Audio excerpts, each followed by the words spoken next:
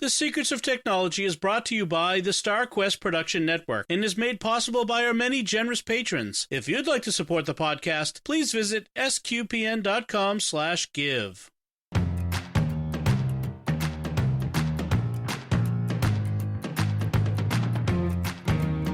Hi, I'm Dom Bettinelli, and you're listening to The Secrets of Technology, where we discuss the technology news that's important to you from a uniquely Catholic point of view. And we do not have a pope yet as we record this. Maybe by the time you're listening to this, we do. So welcome, hello to the future and to our future pope. Joining me today on the panel are Pat Scott. Hey, Pat. Good to be here. And Father Andrew Kinstetter. Hey, Father Andrew. Hello there. Folks, I want to... you just follow up. We had our episode on the tech of the Sistine Chapel last week, and as we are recording this, they're actually asleep. The Cardinals are in the Santa Marta guest house sleeping. Hopefully, there might be one or two guys who are like, I can't believe I got so many votes, who are awake tonight. Hopefully, they'll get some nice sleep for tomorrow. But so just as a follow-up, we had some good feedback on that in general. There's nothing specific I wanted to share from that, but people seem to like our discussion, so I'm very happy with that. All right, so this time we are revisiting a topic. We like to do that once in a while because tech changes, and so every few years we may come back and revisit a topic. And so a few years ago, three as we record this, we did an episode on choosing personal cloud storage options. And so we decided to revisit that, including discussing some specifics about one in particular that folks might be having some trouble with. We'll get to that. But I want to start off with a question for both of you. What's the most important factor for you when choosing a personal cloud storage service? Is it the cost? Is it the features? Is it the operating system compatibility, ease of use? What is it that makes you choose? What have you chosen? Maybe put it that way. And what made you choose what you choose? So, Father, why don't I start with you? Sure.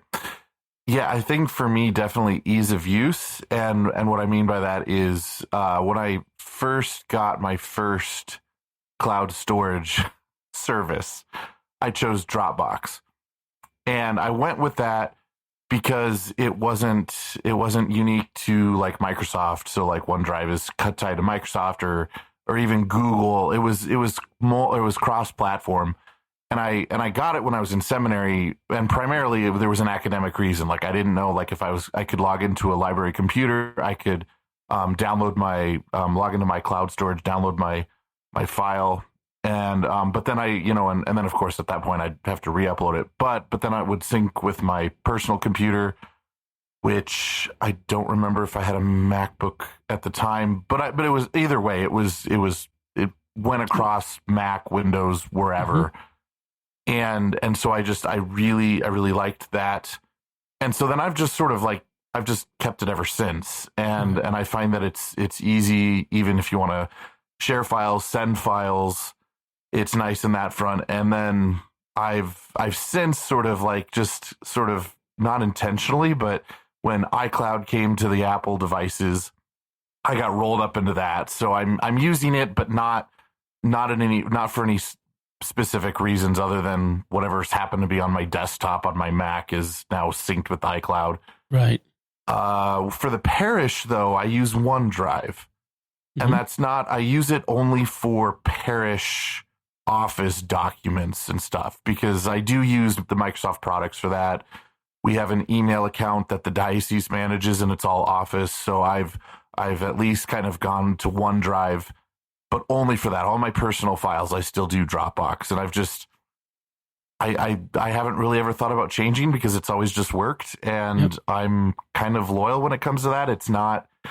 It's independent from Apple and Google and eggs those sorts of things. In one basket, yeah. Correct. Yeah, I have things kind of spread out all over the place, but Dropbox is my primary one. And yeah, for me, it just works and syncs well with my computers. I wonder how common that is, especially for the more techie crowd, to kind of have a bunch of different things that we use for different purposes that we've kind of collected, and they each have their specific niche usage. Well, for a while, when I was at my other parish, I still tried to use Dropbox for my office documents.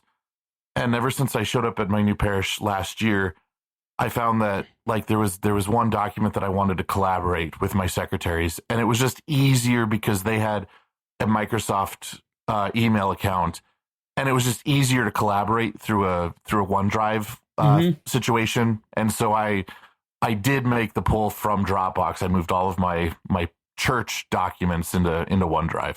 I see. I've an experience I want to share with that when I talk about mine. But Pat, what about you? What do you how have you chosen? I'm going to guess you use a lot of different services in your line. Primarily, all of my files are in Dropbox because I started with it, and when it got over to be more than the 2 gigabytes, I bit the bullet and paid for it. Yep. And the price just keeps going up and up. Yeah. And that's my really biggest complaint. But I've got probably, 800 gig in there, and it's got everything. It's where, and I can connect to it from my phone, from any of my computers, Mac or PC, even Linux. So that's the one I really use. But for other purposes, I use Google Drive for some things. Mm-hmm. I use basically that's it. And I have to say I have to use OneDrive because my clients do. Right. And if on my own, I can see a use for it. It's just that for me, it's a lot more pain than it is pleasure. So I can use it here and there. And yes, if I'm on my iPad, it's certainly a lot easier to work with the document in OneDrive and then go to my PC and do it there. But given everything else, I go back to Dropbox. So for me, I am similar. I started with Dropbox ages and ages ago. Gosh, I don't even know at this point how long. It's been more than a decade, probably, 2010, maybe. I think I might go back as far as that. But that is my primary file storage. This is where I keep all of my working documents. And the benefit is from the beginning, what made Dropbox stand out as a cloud storage situation was it looked like a folder on my computer. I could just treat it just like every other folder on my computer, which was different. Where others, you had to mount a separate drive and you had to save to it. And, when internet access was slower, you had to wait for it to sync. I mean, gosh, the early days of Apple's iTools and, iDrive was just painful. So that's been the primary benefit there. And then to collaborate with others, it works really well to share a folder. Father, you mentioned using OneDrive to collaborate, and that's something that Jimmy Aiken and I have been, talking about. When we do Mysterious World together, he has his scripts in a Word doc, and we put that Word doc in a shared Dropbox folder, and we're both in that document. But if any of us makes a note, then we get conflict copy, and and it splits things off, and it's a pain. So I have to remember to copy that file to a different place and to work from that one. And it's like, this shouldn't have to be that way. So we're not actually thinking of working from the Office files, Microsoft Word file in a OneDrive in an online collaborative environment. He doesn't want to use Google Docs. It's just he wants to use Word, which is what he's used to, and that's fine. So we'll probably move to that. And, I've used OneDrive in the past when it insisted that the iOS apps had to use OneDrive. But now I can use, iCloud files or other places to access files for like an Excel or Word on my iPad. So that's not as much of a reason. So I don't really use OneDrive at all. I don't really use any of the other Dropbox services that they offer. Like they have all these other things that they do now, but I don't need any of that. Like I either have other things that do that better, or just I don't have a use for that service. So and we'll get into what those are as we go. But I do use iCloud, like you said. iCloud is sort of, I use it when apps on my iPhone or my Mac kind of default to it. Photos defaults to iCloud, that sort of thing. And it's easier to, like, Safari downloads files to a downloads folder in iCloud. So I may as well download it. You know, why mess with that? It works. You know, I can access the files that no problem. But most of my, and then Google Drive, SQPN has a Google Workspace. This is, you know, where we work. And so some of our collaborative files are there, but I don't really use Google Drive for very much other than docs that I create in Google Docs or Google Sheets, that sort of thing. I never use Google Slides. I don't know anybody who does. Mm-hmm. Yeah, and with Google Drive, you can install it so that it is just another drive on your computer, and you could, you know, move it to the G drive, et cetera. And so that's really nice. Right.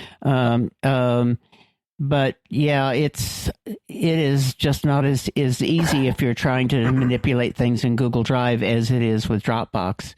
That's for sure. Now, on OneDrive, it also shows up, at least nowadays, as just a folder on your computer too. A folder, that's true. So you could drag stuff in and out of it. Yep. That's true. That's true. And what I use OneDrive for, basically, I like to use it as a separate thing, not installed, but just basically to. It could be installed, but I don't want it syncing anything. Right. I just say, I move this over to OneDrive, or I move that out of OneDrive, or whatever, or print it from there. But I don't like it syncing, and what it wants to do is do all your documents, pictures, and desktop. Yes. And so that I don't like. Now, on the Mac side, if I've got two laptops, it's really nice to have iCloud Drive, and, you know, that's syncing the desktop, the documents, and the pictures. Well, the pictures are already in there. It's separate, yeah. Right, but it's nice because it doesn't matter which laptop I'm on. I've got the same desktop and files.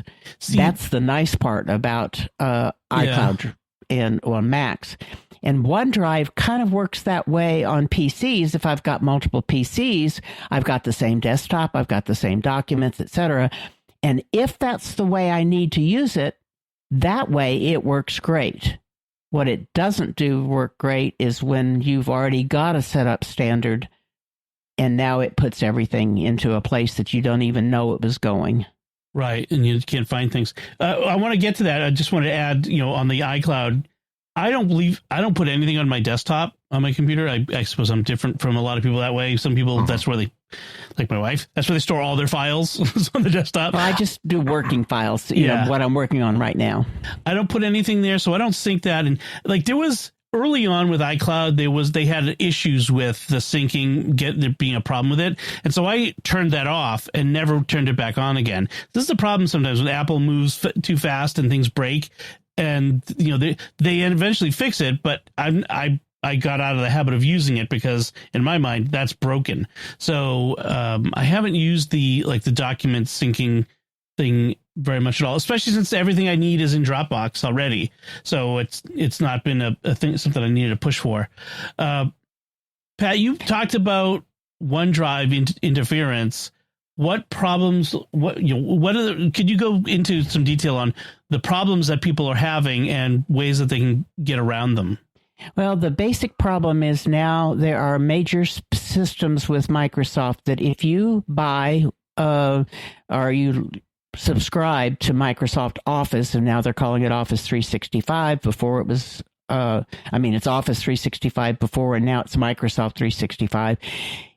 It assumes as soon as you install it, it starts copying all the things in your documents, pictures, and desktop to OneDrive.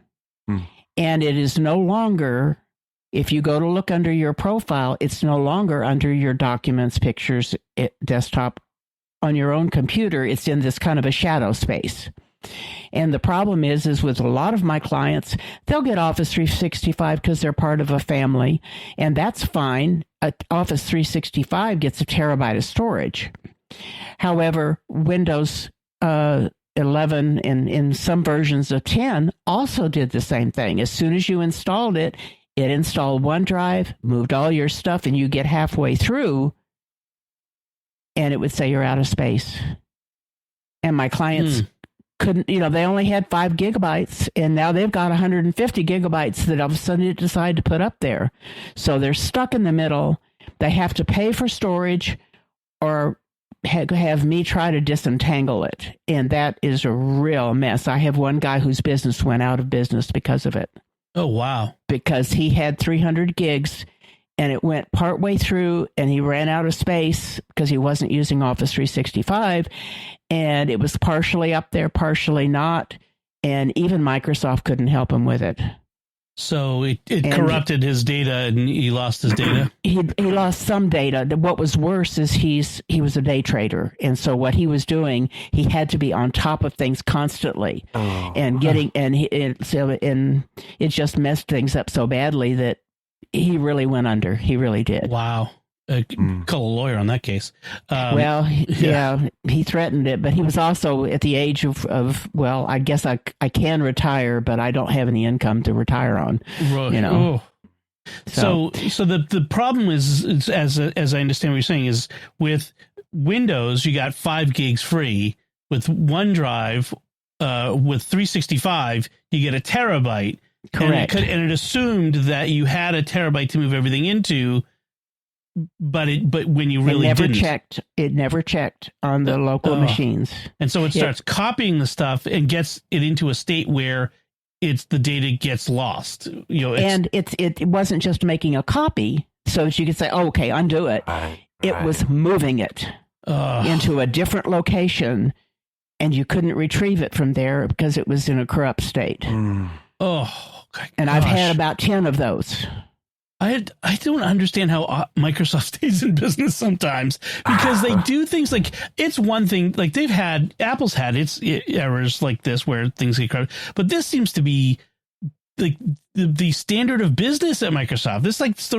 This happens all the time with their products. It's like, we know better, so we're going to do this. We don't care what you want to do. Right. Like and they don't do the protections and stuff like that. They don't say, oh, well, hey, you've got 50 gigs of data. You've only got 5. How would you like to upgrade?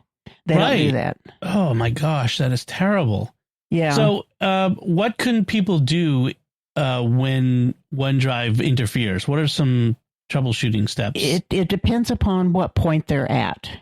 Okay. If it's already done it to their existing data and they're caught in the middle, hopefully they've got another backup of their data someplace else. Right. Backups. But basically what I've kind of laid out some steps, and I got to look at them again. But basically you have to go in and tell OneDrive, hey, keep everything local. Make sure that, basically there's a setting that says, keep these files on this device. Always keep them in this device. It doesn't mean they're not in OneDrive. It just means I want a resident copy. Right. So you do that first to make sure at least, everything is still, it thinks it's on your local drive too. Then you have to go into the settings and say, I want to turn off the file backup or the backup system for Documents Desktop and Pictures. Right. Yeah. The problem is there again, if it's already in the middle of stuff, sometimes it won't let you turn it off because it's in the middle of syncing. Ugh. And so basically, if you can get it turned off, then you've got the problem of where does Microsoft think Documents is, Desktop is, etc., because it's still thinking it's in the OneDrive location.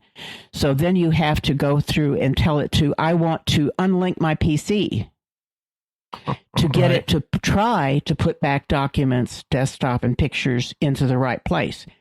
About a third of the time it works.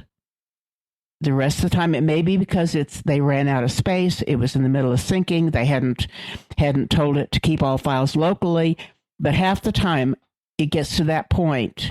I have to manually copy everything. OneDrive still has to be active enough that I can copy everything from the, quote, OneDrive location over to Documents, Pictures, and Desktop. Right. And then after that, basically, if I say I want to unlink it, hopefully it's in the right place. If it's not, then I have to go into the registry and tell the registry, where is Documents? Where is Desktop? Where is Pictures? When you're having to dig into the registry, you're in. Oh, yeah, and it's real tricky. And then at that point, I can uninstall OneDrive. Oh. But I have had a bunch of problems with something not working in the middle, and then I have to go back and install it again and go through now it told me it did this, but where is the properties? Where does it say this Documents file is? As I say, about a third of the time or more, didn't move one of them. Wow. And so you and there's another step that says change the default location for documents, pictures, and desktop back to its original. If it's got a problem, it says, "Oh, I'm sorry, I can't do it. That location's already in use." Oh.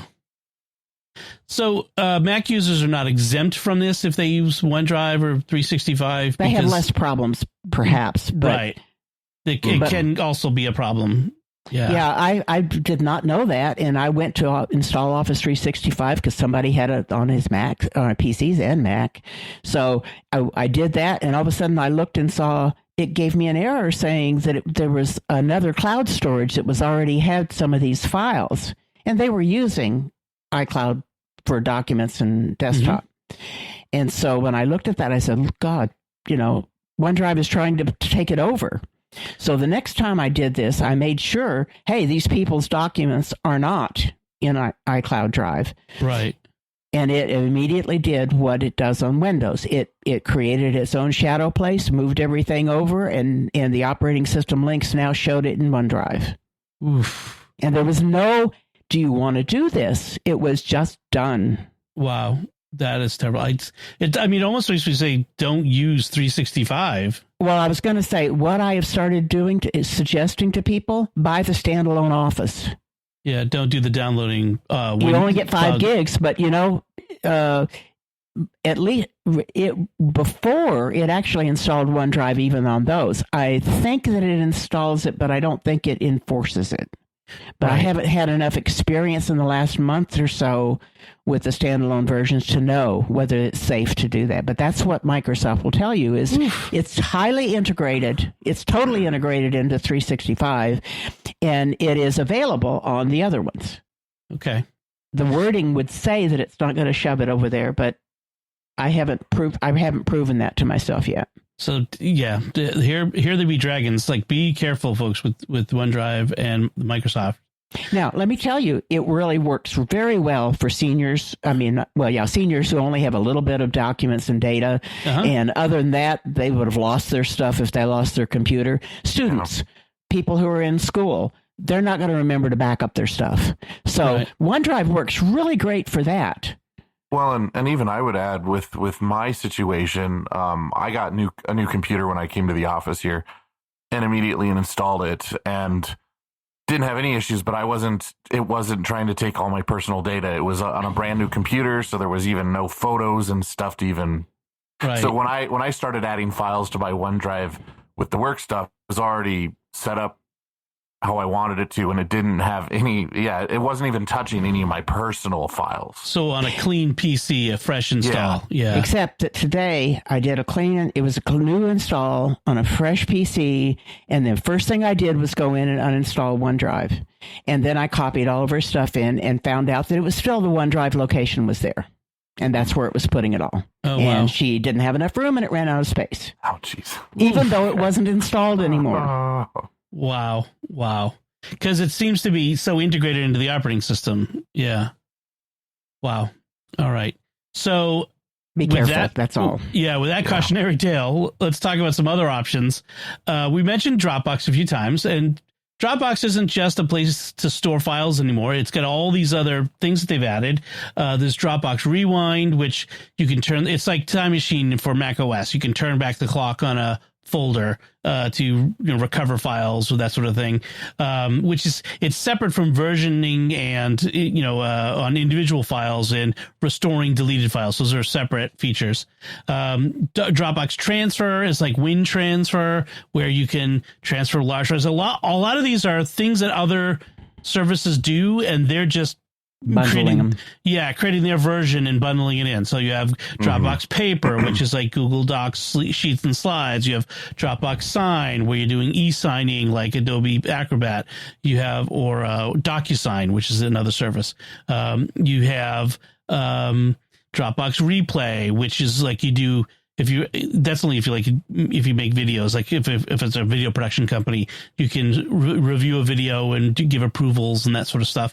Dropbox Capture for screen recording, screenshot annotation, Dropbox Vault for secure password protected file storage, Dropbox Family Plan. They have business and family plans for shared storage. So you buy one big pool of storage and everyone has access to it.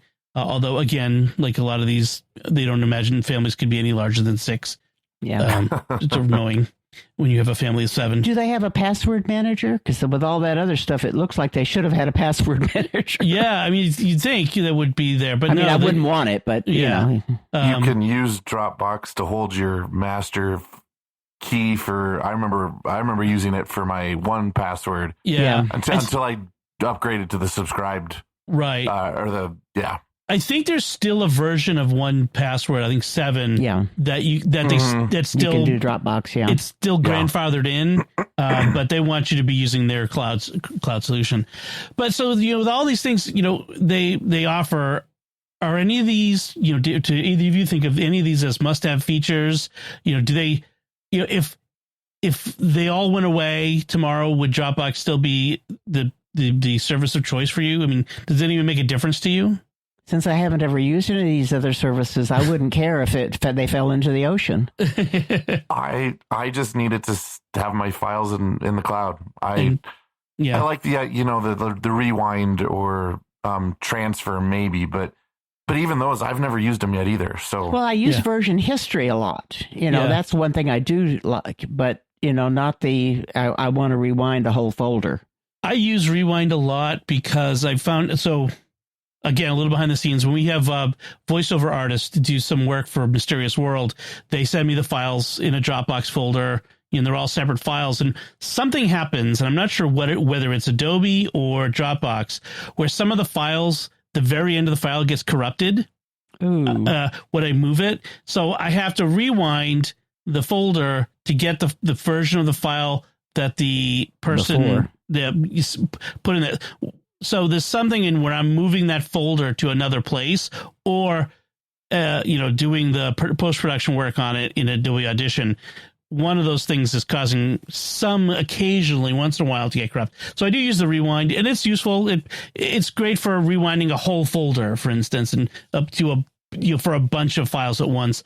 If I need just one file, I could go get an older version of just that one file. But like you, I agree with you all. I don't use any of those features because I have tools for those things when I need them, and some of those things I just don't need. So they were just too late coming up trying to get to make up the difference. I think they've fallen for this idea of like you don't want to be a one-trick pony. You don't want to be the really good one thing. You have to be all these things. You have to, to appeal to more people. And I feel like with 1Password, be the best password manager you can possibly be, and don't try to do other things. So that's my take on it anyway. I had a food truck analogy in my mind, like the best food trucks do one thing and do it well, and don't try to do it all. Be the taco food restaurants. Yes. Restaurants. If it's a 7-page menu, they're probably not very good on any one of the items. Exactly. Cheesecake Factory.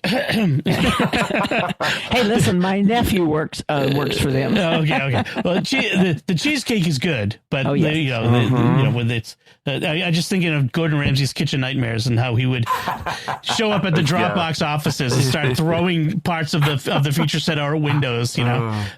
So. That would be an interesting show, actually, to do with like the tech version of that. Tech Nightmares. All right, so let's talk about. So there's iCloud, for Mac users. Is iCloud Drive enough for Mac users, or do you still need? Do the average users, not power users like we are, do average users still need Dropbox or Google Drive if they're Mac users and iOS users? What do you think? Well, my clients, basically, most of them do use iCloud Drive, and they have everything in the cloud, and they use it that way. They don't use it apart from that. Mm-hmm. Now, some of them were grandfathered in by people sending them Dropbox files, and so they had to get a Dropbox and just so they could get to those particular files. Right. But other than that, most of my Mac users, they really don't want any other storage. Okay. I would agree. I think for the average users, and I mean, especially with iCloud, it's just so integrated and works well. Yeah. Microsoft should learn some lessons, but right. Although Apple, I'm thinking of right. I know. Like my parents in particular still use they use iDrive. Oh wow! As a backup. Yeah, I do. We do that. But that's that's for they really want that as a backup option. Well, and it's a different company. It's not Apple. Yep. It's a totally backup solution that's independent. Yeah. But they wouldn't necessarily need to go beyond iCloud if they didn't want to. But again, having your eggs in multiple baskets is a great idea. Well, Apple, now there is one distinction. I just want to say that Apple 5 gigs is not enough. It's as the base. Right. That's ridiculous. That's true. Yeah. Sorry, Pat, go ahead.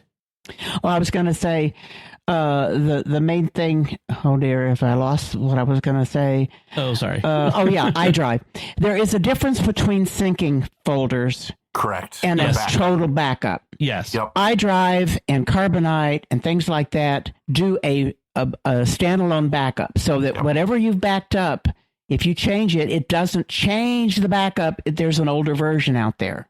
Right. And with Carbonite and with iDrive, you can say, I want to go back to 30 days ago or within 30 days to go back to old versions. Right. Because just because I made a mistake on something, it shouldn't replace my good file somewhere else. It's a difference between photocopying. So backup is photocopying the piece of paper and putting it somewhere else. Whereas what we're talking about with syncing with Dropbox or iCloud or OneDrive, you're erasing stuff on that piece of paper. And on both sides, it sees the same thing. Yes, exactly. So that you don't want to do. Those are both good things, but they're separate things, and you should have both. Yeah, I usually would tell my clients, yes, cloud storage is, or syncing like that is fine. Back it up, though, also. Yeah. Back up your stuff in a different way.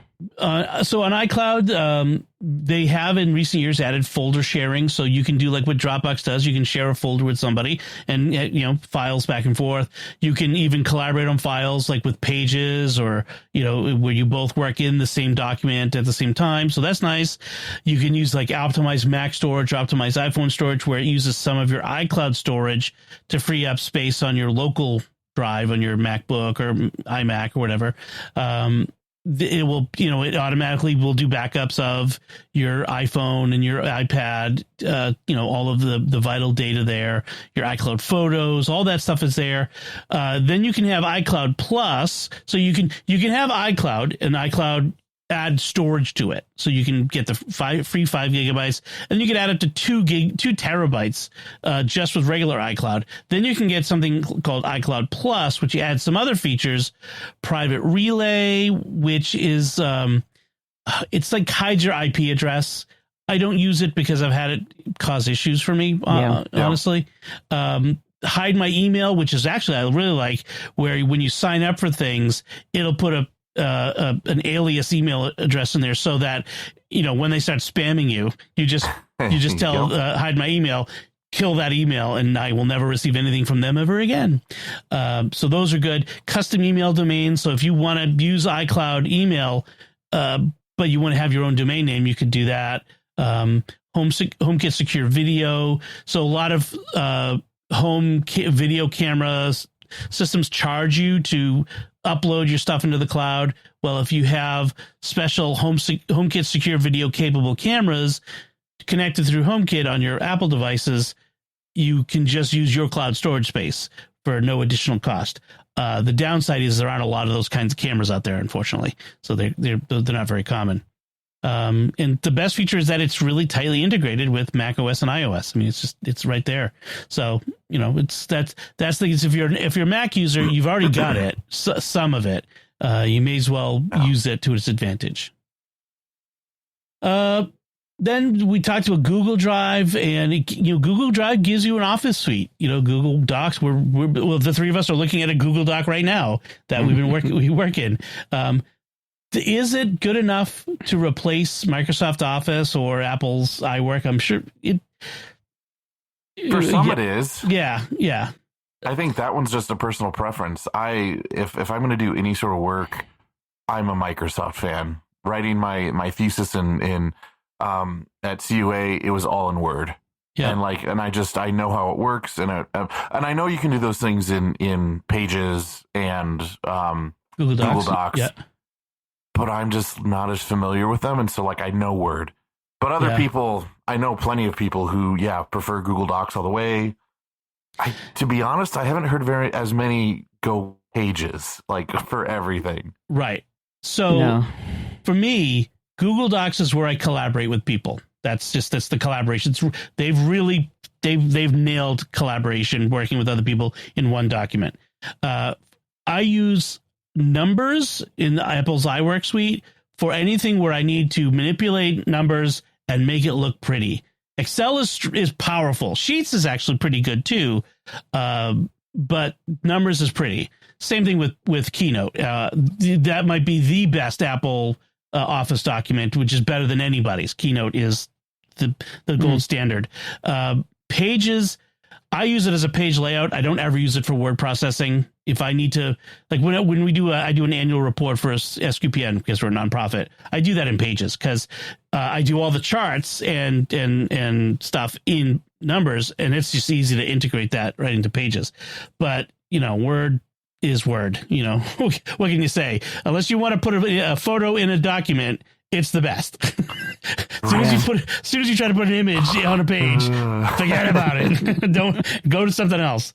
How about you, Pat? What is Google Documents good for you? I mean, well, let me put it this way: I use Word or sometimes LibreOffice as an alternative. Some of my clients that have small offices, Google Docs works for them because everybody in that office uses it. They've got questions. They can go to their buddies. Yep. I don't have students. I've had a lot of students that came out of universities that using Google Docs, and they like it, but they don't know what to do with Word. So I think it's which is your favorite? What did you start with, and what are you comfortable with? You're not going to convince everybody to use a different one. It's like whether you get a Mac or a PC, an iPhone or Android. It's what did you start with? Yeah. And what are you most comfortable with? It's harder to migrate to something else. One really good thing about Google Drive and all the Google Suite is the granular permissions. So every document you can say, you can set permissions for viewing, commenting, or editing. So someone can only look at it but not change it. Someone can make comments but not change it, or they can do anything to it. I think that right there, I don't think you have the granularity in any of the other platforms like you do with Google Drive. So that's really great. Well, at one point, I was trying to do something, and I wanted a folder of stuff, and I couldn't figure out a way to do it in Google Docs that I had a folder of stuff that I wanted to give everybody all permission. But that was a long time ago. Yeah. So I don't know whether it was just a limitation of what I was trying to do, but I didn't know whether they had the standard foldering like most things do. They do, and you have to. I mean, really, you can set it up where it's a folder structure on your drive. But to really get the use out of it, a lot of these things you have to do it in a browser. I mean, I think you get your most control for Dropbox in a browser. You get your most control for Google Drive in a browser. Right, but I mean, as far as could I have a folder of things in Google and then say give somebody permissions or whatever? Yes. It seems like everything I've ever done has been individual documents, not a set of documents. You can set permissions on a folder. Yeah, I do that. Okay. I do that all the time, actually, with SQPN. And that may have been about 5 years ago that I tried that and gave up. It might be better now, but I do use that feator. Good. So then, I mean, if you're a real nerd like us, you can roll your own cloud storage. I've got a Synology drive here, and it uses it used to be called Cloud Station, but now they just call it Synology Drive, and it works just like Dropbox or one of the others, where it creates a set of folders that sync to my network attached storage. The upside of that is I control it. I can have as much space as I possibly want without spending another dime, except I have to buy new drives when I fill it up, but that's a whole nother thing. But it's mine. I control it. They don't see it. Nobody else has it. The downside is it's sitting local. On a drive right next to me. It needs to be backed up. and the house might burn. Yes. You know, So or flood. Yeah. So I also have it back up into Amazon's Glacier backup system at a low cost, but Okay, that's a concern. You have to, you have to be on top of it. You're now the manager for your cloud storage system. Have either of you ever experimented with using something like that? Oh, my clients have, some of my business clients have Synology or other systems that are like that, and they love it. Yep. You know, but on the other hand, it's as if they forget to make sure that they're backing it up, then that's a whole different problem. Yeah. I don't have time. I've already got my automated backups, and so no, I've not ever. I did have one computer client science in college before seminary. I did play around with that sort of thing, but not in the last 15 years. Okay. I did have one client that had a NAS storage system that multiple drives went out at the same time. Yeah. And at that point, if they, I don't think that they had a very reliable backup system. So even trying to rebuild it, it took them some while, even from the backups. That gave me the chills when you said that. I know. Well, so, a bad power outage can cause it. It can. I have mine on, by the way, I put my UPS drives on a UPS too for that very purpose. What was I going to say about it is I use mine for deep storage. So all my active stuff is that all my active files are on Dropbox, but when my deep archiving it is off there, and so it's stuff I don't need to access very often because it's harder to get to it. It's not impossible to get to it, but it's harder to get to it when I'm not local. So when I'm traveling or just out. So whereas Dropbox I can get to from anywhere I have an internet connection, and I have even if you didn't take your computer with you, you can log into it. My phone, my iPad, I could get into it, or somebody else's computer. So there's that. So if you had to recommend just one personal cloud storage service to a family who isn't tech savvy, which would you pick and why? Father, I'll let you go first because Pat, you probably do this all the time. So I'll see what you had to say about it. Starting today. I hadn't really thought about it, but I think what I would go is if you're an Apple user, go with iCloud. Mm-hmm. If you're not, go with Dropbox. The cost is the thing about Dropbox, though. It's up to $149 now. Yeah, actually, I haven't even looked at that in a while. The last time I looked, it was either $129 or $149 a year, and it was just getting more and more expensive. Yeah. Let's see. So mine, I have 4 terabytes because I have a lot of very big files. And they don't have an in-between size. It's either free or you're getting 2, I think it's 3 or 4 terabytes now. I think it starts at 2. Yeah. It might have gone up, but I haven't been there in a while on that. But that's the thing is Dropbox has gotten expensive, and because they really want to be a business service. We need it. I need a 1 terabyte service or a 500 gigabyte service, but it's either 2 or nothing. I'm going to ask ChatGPT to tell me how much Dropbox's prices are right now because. So they have, so there's free for 2 gigabytes, which is kind of ridiculous. Not enough. And then $120 a year. 120. I couldn't remember. Yeah. For 2 terabytes. So it's. Now, that's expensive. If it's an Apple user, I certainly agree with you. If it's a not Apple user, then Dropbox, if you can afford it. If you can't, Google Drive, actually, when installing it on your local machine, that's probably a good option because you get 15 gigabytes with your email address, and you can always set up a different email address to get more storage. Right. But adding more storage to that 15 is not that expensive. Yeah, I've done that myself. They have a basic plan that gives you 100 gigs for $20 a year. Right. You can get 200 for 30. So yeah. Yeah, I think I've got a 200 gigabyte on one account, and so I think Google Drive would be good for a lot of people. Right. And it gives you some granularity in going up. So like at the same 2-tier level that Dropbox charges you 120, they charge you 100. So, but you're getting all the other. That's for Google One. where you're getting a lot more than just storage space too. Yes, there's a lot of services with Google One that they bundled in that are more helpful than the Dropbox ones. You get VPN, you get dark web monitoring, for instance. You get and then you could share that storage with up to 5 family members on Google One's personal plan. So, and then you can buy storage up to 30 terabytes, which is right. wild. And if you happen to have a Google Fiber plan, you get a terabyte on that.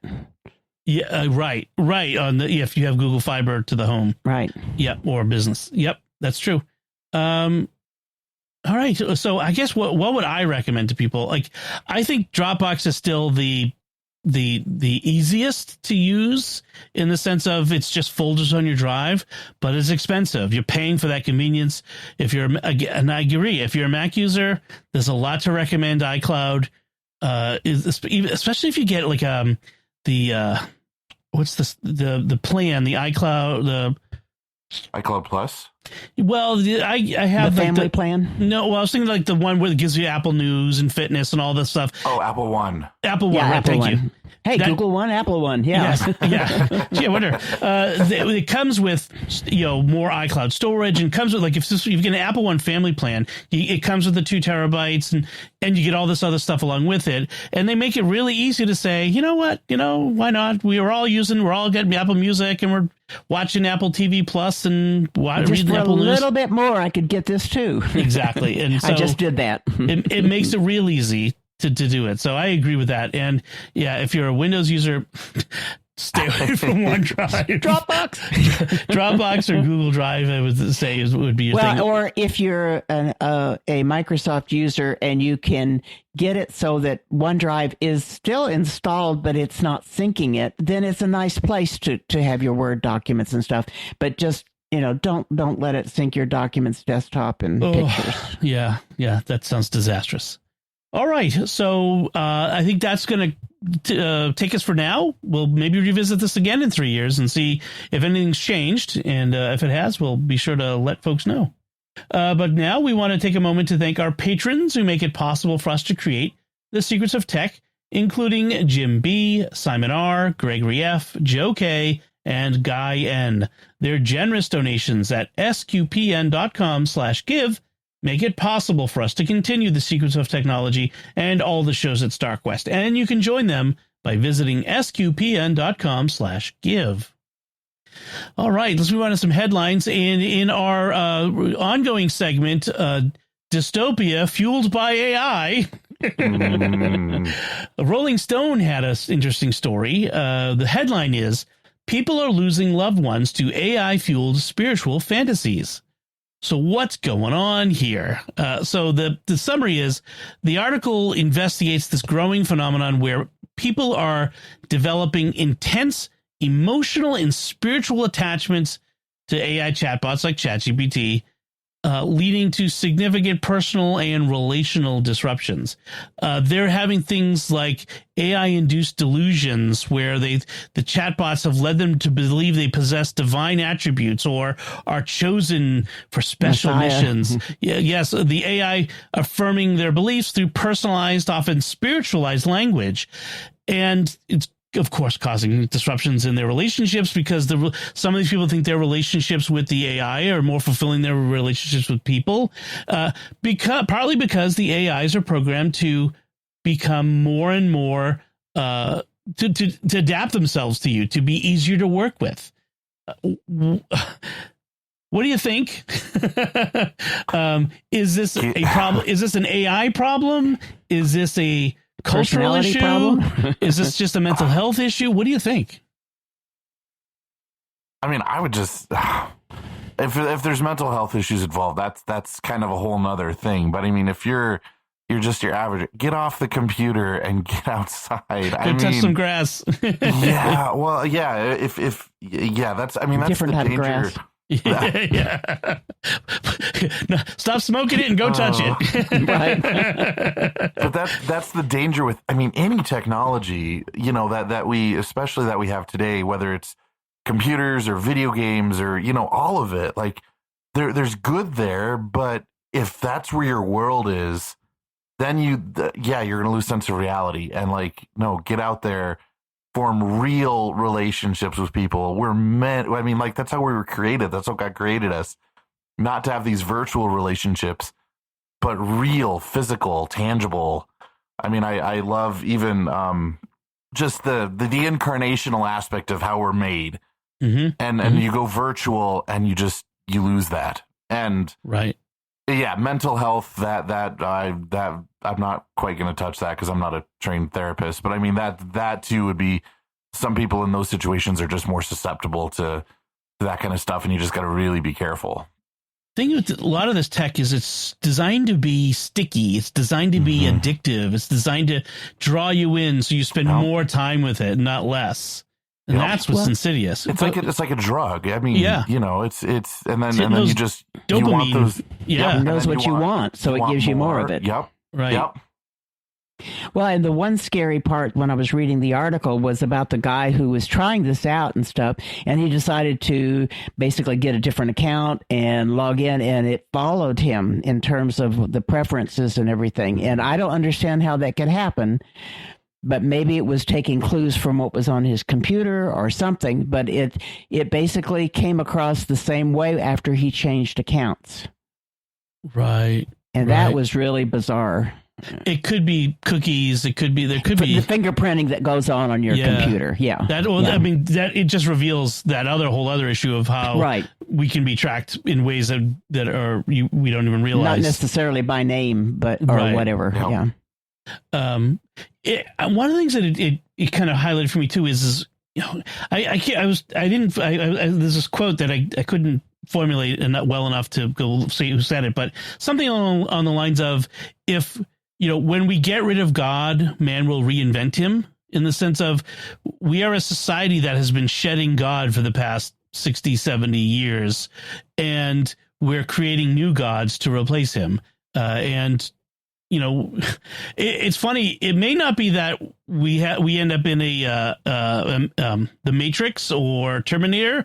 We may willingly turn ourselves over to worshiping the AI. That may be the more dangerous. Yeah, that may be the more dangerous possibility that people will willingly go. I think of, I don't know if this is quite right, but WALL-E, where civilization goes there. Yes. And that was definitely they chose to go there. The couch potatoes. Yeah. It's kind of scary. I mean, part of this is a mental health issue. Like, a lot of these people sounded Boundaries. like, sure, right, that they have, emotional or other problems that were compounded by this. But again, this technology is more interactive than ever before. It's different than when someone got addicted to a video game or social media or certain kinds of videos online, just put it that way, because this is interactive. The others were passive. Yeah. Right. And this reminds me of that Joaquin Phoenix movie, AI. Was it AI? No, Her. There was a movie, which I only watched part of because I found it annoying. Honestly, I turned it off halfway through because I'm like, this is stupid. I'm bored. But now I'm like, maybe that wasn't such a stupid, boring thing. Maybe there was really something to it.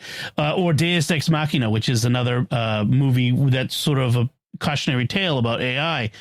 Maybe we need to be a little more.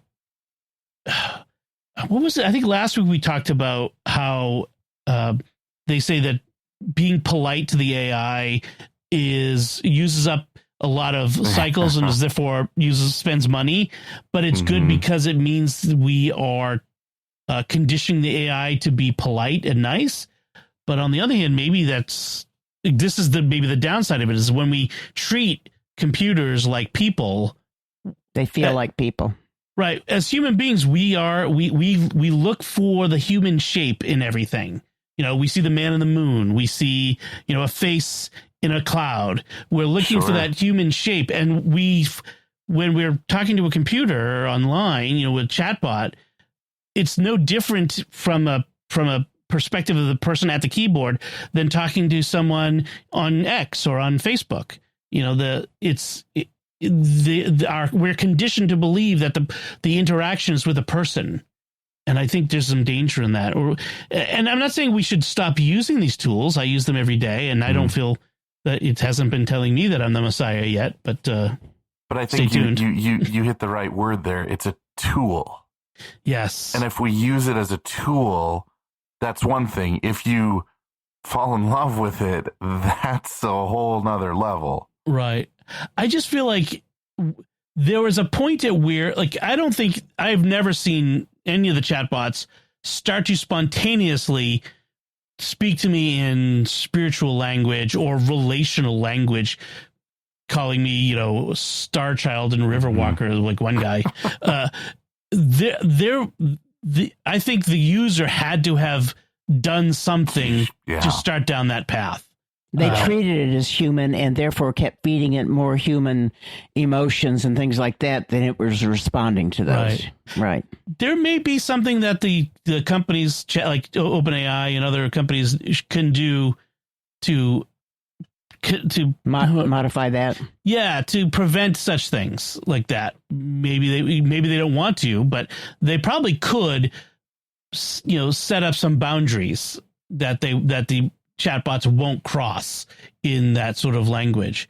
They probably need to, because this is as these things get better, I think can only get worse in that sense. And they're getting better at an exponential pace.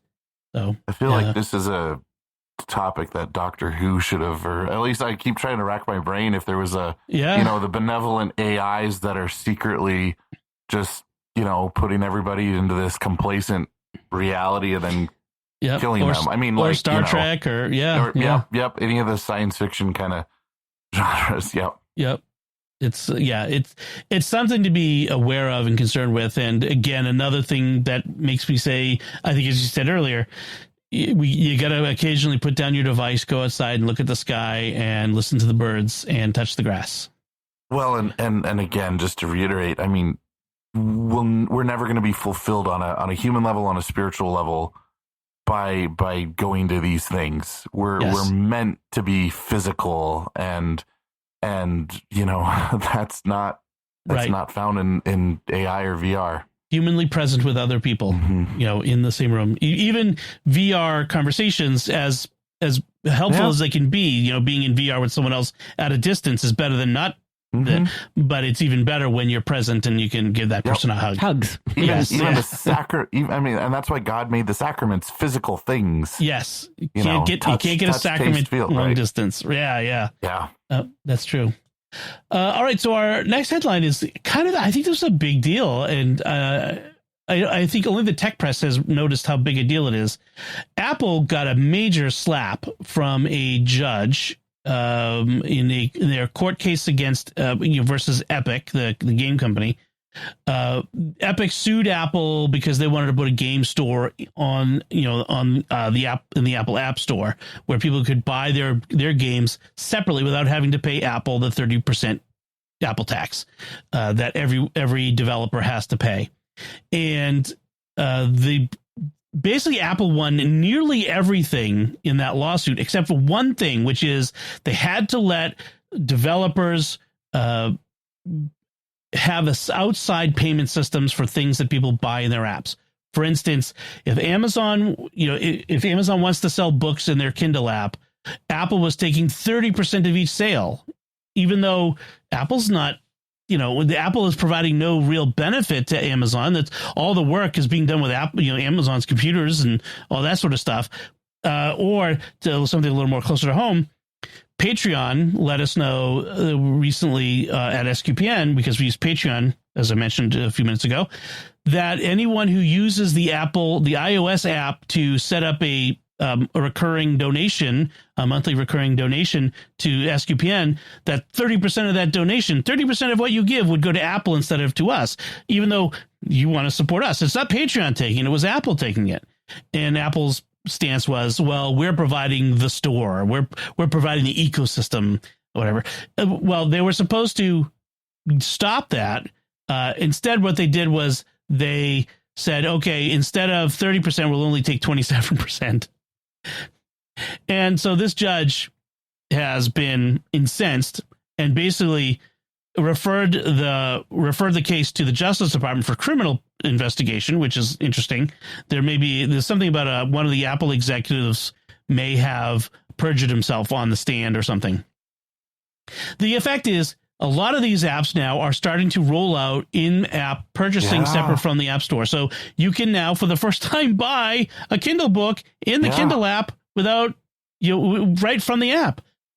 I saw that pop up on my Kindle, sent me a notification, and I almost didn't believe it because I'm so used to going to the website when I have to get a new Kindle book, and it's annoying because I would much rather just hit the button on my phone if I'm like looking at the Kindle book already.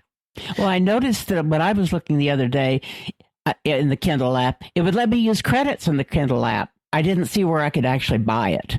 And so, but I could use up my Kindle credits through the app, which I thought it may be now that they've gone the full direction, and I just was caught in the middle.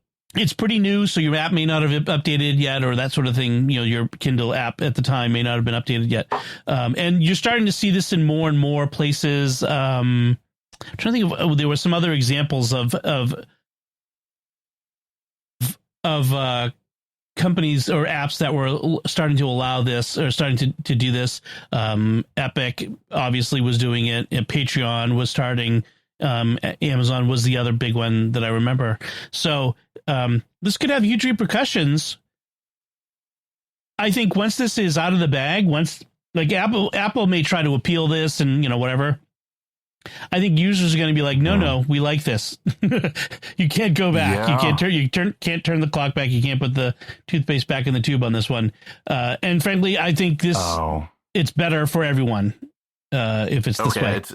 It's still coming. Apparently, I just tried to click get a Star Wars book on the app, and it took me to the website. So it's maybe not quite there yet, but. It can, so even before it wouldn't even take you out to the website. I think you had to. Yep. Before there wasn't even. It would. Yeah, it just said it's not available to purchase on this device. Yep. And it would pop up a scary warning. Right. It would say this is taking you outside of Apple's safe, warm embrace to the scary internet. And in fact, they actually had like emails like Tim Cook saying, "Oh, and don't use the app's name. Use the corporate name for the app developer because that makes it scarier to the user that they don't know who that is." Like it was clearly a dark pattern. We've talked about dark patterns. So it was clearly anti-competitive. And that's, Apple, I love your devices. I love your computers. Stop being a jerk. Stop being evil. Okay. Yeah. All right. So more of this though, please. More of this. This is a case where I'm glad a judge, had I think it's the first time I was happy that Epic were the annoying company that they were. So yeah, good for them.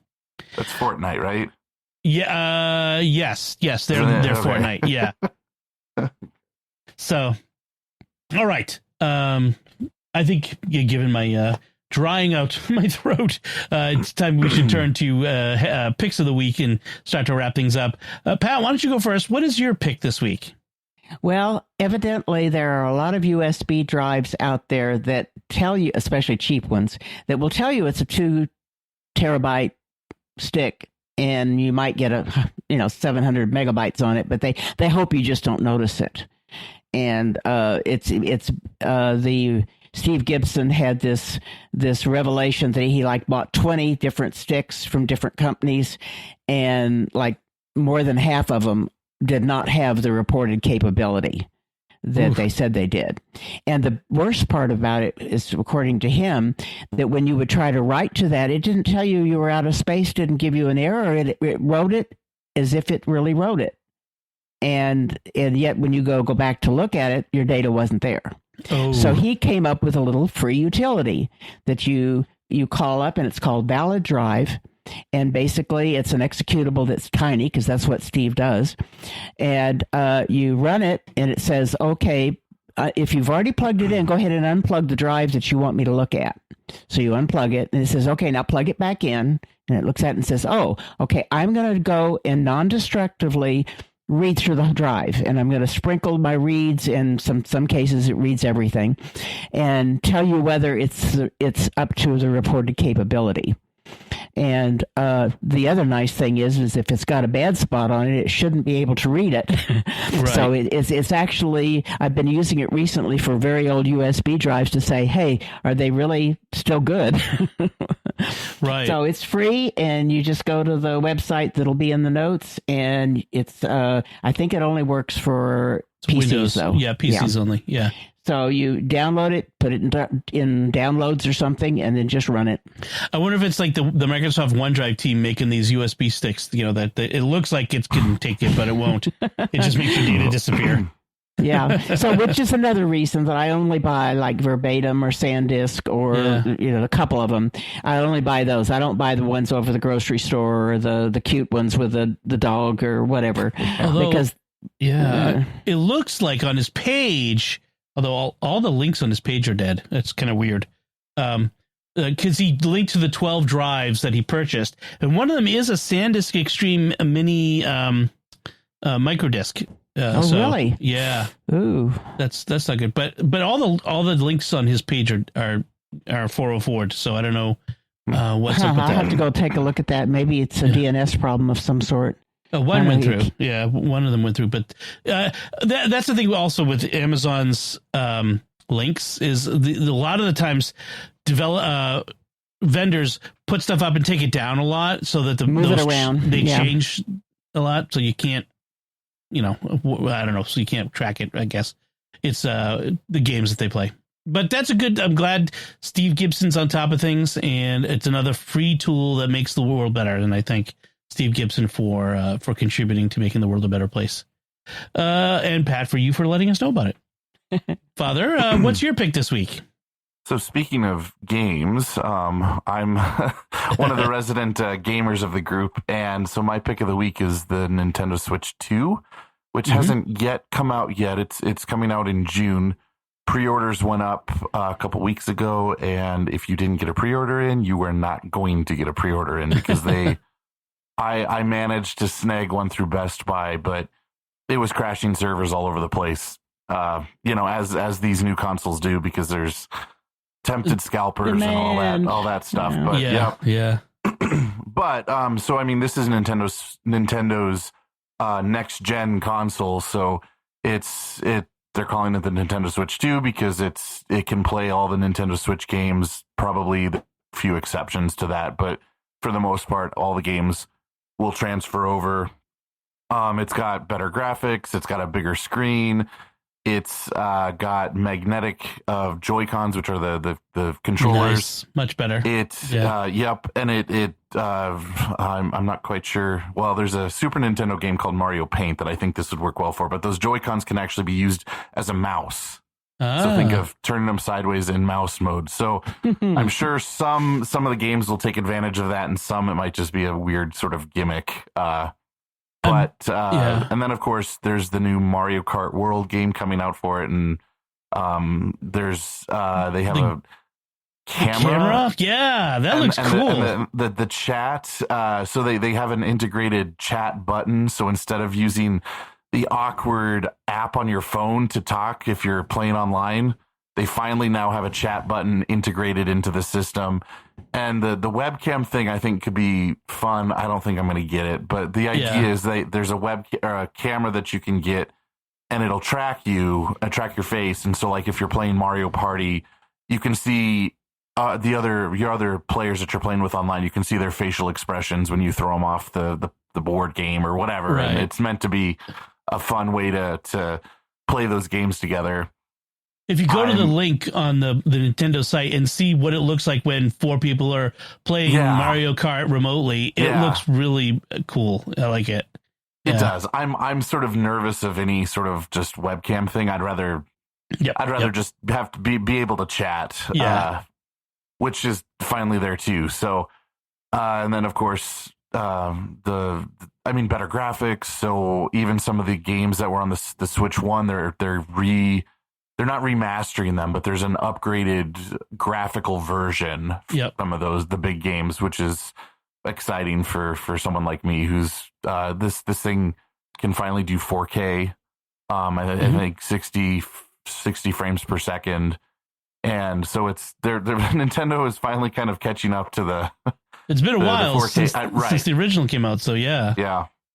So yeah, it's not cheap though. I mean, they had to kind of bump up the price to $450 for the Switch. But if you're a Nintendo fan, I think this is going to be the one to get, because it's all the Switch 1 games plus whatever's coming out for the next number of years. It's going to be, there's undoubtedly a new Zelda, a new Mario Kart, a new, all that stuff. Those are in. Yeah. Well, and for those of us, the Metroid Prime 4 is coming out on the Switch 2, that one has been in works for years, 7 or 8 years. And so we've been patiently waiting for that one for years. We talked about the Switch 2 a while ago when it was first announced that it was coming, and I think Victor was talking about the Metroid. It looked. I saw the graphics. It looks amazing. I mean, the trailers always look amazing. So will the gameplay be fun? But this looks really awesome. So awesome, cool. And you said the price says $450 for the basic, just to get in the door. All right, so my pick this week is a fun little app to get you outside to touch some grass. It's called Fantasy Hike, and the walk to Mount Fire. So here's the thing. The Tolkien estate is very litigious with anything that uses the intellectual property of J.R.R. Tolkien and the Lord of the Rings. But this app takes you on a hike from a little garden-like place far, far away to the Mountain of Fire, in which you're going to toss a piece of jewelry into it. Wow. They got that far. Yeah. So, so it's the Lord of the Rings. So you're following, and what it does is it tracks your steps every day, and it will tell you where you are. So you're, 5 miles into the Shire, you're on the top of a little hill, you're like, it will show your progress. And so it's a fun little gamification for Tolkien fans of your progress to Mount Doom. And maybe the eagles fly you back at the end. I don't know. They could just fly you there, but they count your steps. So it's a good physical exercise game too. Yes. And so it's designed to get you out walking. There is a free trial that just it has a limited distance per day, just so you get an idea of it. But it's for $7, you get unlimited distance, which is not bad for $7. So you one time price. Especially not a subscription. Right. They do have a subscription, $2 a month or $15 a year, which also gives the unlimited distance, but it mainly gives you a sharing feature, so you can share your progress with friends and see each other on the map, and your buddies together. Your buddies made it to Rivendell, and you're still back on Mount Weathertop fighting off some ring wraiths. So there could be some fun aspects of that as well. But I think it's a fun way to kind of incentivize getting out and going for a walk and seeing how far you go. It's an app on your phone? It is, yes. Because it's tracking your distance, it has to be on your phone, Android or iOS. So I've always liked those kind of things. I think even on the show before, I've shared some of my virtual run zombies, things that very much in line with this. I'm very interested in checking this one out. Yeah. Cool. I remember seeing it at times, like the virtual Mortal Run, stuff like that, but they were focused more on running. This is for people like me, where I'm like with the hobbits. We're going to walk. That's fine. That is cool. Yeah. I'm going to have to download this. I think my brother would love it too. He's a huge Lord of the Rings fan. Well, at that point, you should get that you need to subscribe so you can share your walks. That's right. That's true. Yeah. I bet I'd beat him to Mordor first, though. Well, there you go. That's the idea. Get the brothers challenge in a challenge. Awesome. Excellent. Well, those are our picks of the week, and that'll do it for us this time. We would love to get your feedback on anything we talked about this time. You can comment on the show at sqpn.com/technology or the StarQuest Facebook page, facebook.com/StarQuestMedia. You can send us an email to technology@sqpn.com or visit the StarQuest Discord community at sqpn.com/Discord. You'll find links from our discussion and our picks of the week on our show notes at starquest.fm/TEC298. And be sure to follow The Secrets of Tech in Apple Podcasts, Spotify, TuneIn, your favorite podcast app, or at the SQPN YouTube channel, youtube.com/StarQuestMedia. You should subscribe, hit the bell to get notifications, and leave a comment. So until next time, Father Andrew Kinstetter, thank you for joining me and sharing the secrets of technology. Absolutely. And Pat Scott, thank you as well. Thank you. And once again, I'm Dom Bettinelli. Thank you for listening to the Secrets of Technology on StarQuest.